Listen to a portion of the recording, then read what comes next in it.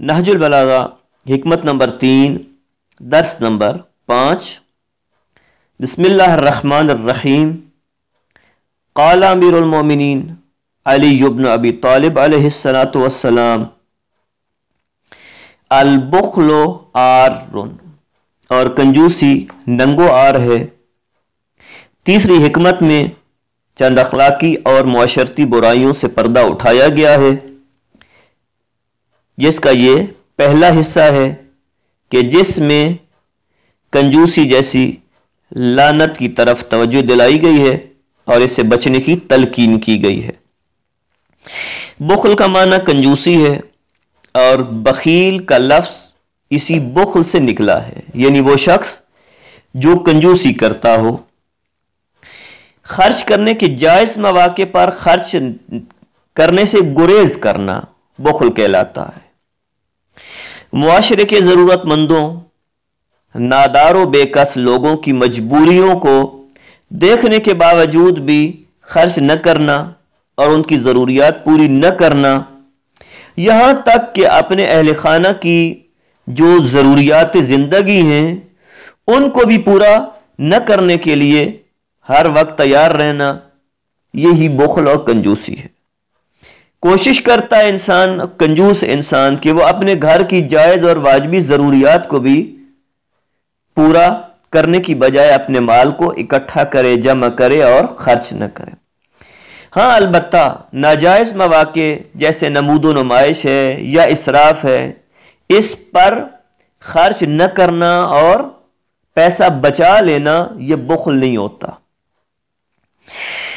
بخل دل میں دنیا کی محبت پیدا کرتا ہے اور نتیجتاً دل میں اللہ کی محبت کمتر ہوتی چلی جاتی ہے، اور بخیل اور یہ کنجوس انسان اس کے ذریعے سے اللہ کی ناراضگی مول لیتا ہے۔ بخل میں اللہ سے بدگمانی پائی جاتی ہے اور یہی بخل کئی گناہوں کو جنم دیتا ہے۔ بخل دولت کے ارتکاز اور حقوق کی پامالی کی وجہ سے بنتا ہے۔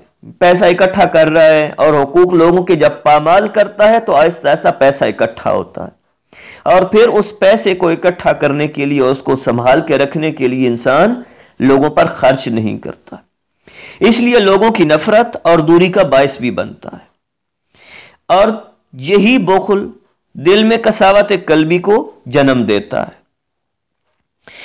بخل کا تعلق صرف مال سے نہیں ہے، بلکہ علم، ہدایت، نیکی کی تلقین اور اچھے کام کرنے والے کی تعریف نہ کرنا، یہ بھی بخل ہوتا ہے۔ ایک چھوٹی سی نیکی کرتا ہے، کوئی اچھا کام کرتا ہے اور اس پر بھی انسان تعریف نہیں کرتا، کوئی بڑی نیکی کرتا ہے تب بھی انسان اس کی تعریف نہیں کرتا اور اس کی حوصلہ افزائی نہیں کرتا، تو یہ بھی بخیل انسان ہوتا ہے۔ یہاں تک کہ روایات کے مطابق سلام نہ کرنے والا بھی بخیل ہے، اور رسول اللہ صلی اللہ علیہ وآلہ وسلم کا اسم مبارک سننے کے باوجود بھی صلوات نہ پڑھنے والا بھی بخیل اور کنجوس ہوا کرتا ہے۔ قرآن مجید میں اس کا ذکر 10 مقامات پر واضح طور پر، جبکہ 6 مقامات پر ضمناً آیا ہے۔ سورہ آل عمران کی آیت نمبر 180 میں ارشاد رب العزت ہے، اور جو لوگ اللہ کے عطا کردہ فضل میں بخل سے کام لیتے ہیں، وہ یہ نہ سمجھیں کہ یہ ان کے لیے بہتر ہے، بلکہ یہ ان کے حق میں برا ہے۔ جس چیز میں وہ بخل کرتے تھے وہ قیامت کے دن گلے کا توق بن جائے گی۔ اسی طرح سورہ نساء آیت نمبر 37 میں ارشاد رب العزت ہے کہ جو بخل کرتے ہیں اور لوگوں کو بھی بخل کی تلقین کرتے ہیں، اور اللہ نے اپنے فضل سے جو انہیں دے رکھا ہے اسے چھپاتے ہیں، اور ہم نے کافروں کے لیے ذلت آمیز سزا مہیا کر رکھی ہے۔ کنجوسی کی یعنی برائی اور کنجوسی چونکہ ایک برا فعل ہے، اسی وجہ سے امیر المومنین علیہ السلام ایک مقام پہ فرماتے ہیں کہ کنجوس کے ساتھ دوستی نہ کرنا اور اس سے مشورہ بھی نہ کرنا۔ کیوں بھلا؟ اس لیے کہ جب اس کی سخت ضرورت ہوتی ہے اس وقت وہ مدد نہیں کرتا، اور جو بھی کچھ ہوتا ہے وہ دینے کے لیے آمادہ نہیں ہوتا۔ بخیل مال میں کنجوسی کا مظاہرہ کرتا ہے، اور اس حد تک کنجوسی کا مظاہرہ کرتا ہے کہ اپنی عزت بھی داؤ پہ لگا دیتا ہے اور مال بچا لیتا ہے۔ اپنی عزت دے کر اپنے مال کی حفاظت کرتا ہے، حالانکہ اس مال کی دوسروں کو ضرورت ہوتی ہے۔